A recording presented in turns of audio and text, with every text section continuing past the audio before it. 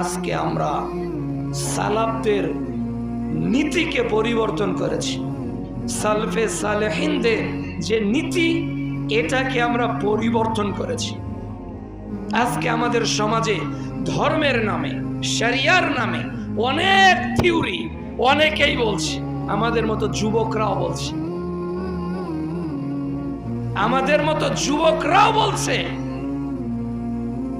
আহলে হাদিস মানহাজের আলেম সম্পর্কে কথা বলতে গেলে যে সতর্ক থাকা প্রয়োজন, সালাফদের সংশোধনীর জন্য কোন কথা বলতে গেলে যে সতর্কতা করা প্রয়োজন, এদেশের তরুণ প্রজন্মের নবীন যারা আলেম তারা কোনো পরোয়াই করে না, গুলিয়ে ফেলছে।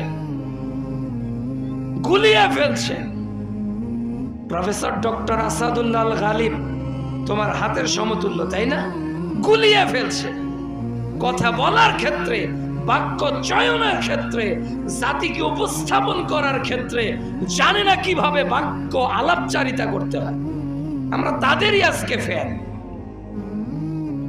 প্রিয় উপস্থিতি, সালাফদের নীতি অনুসরণ করতে হবে।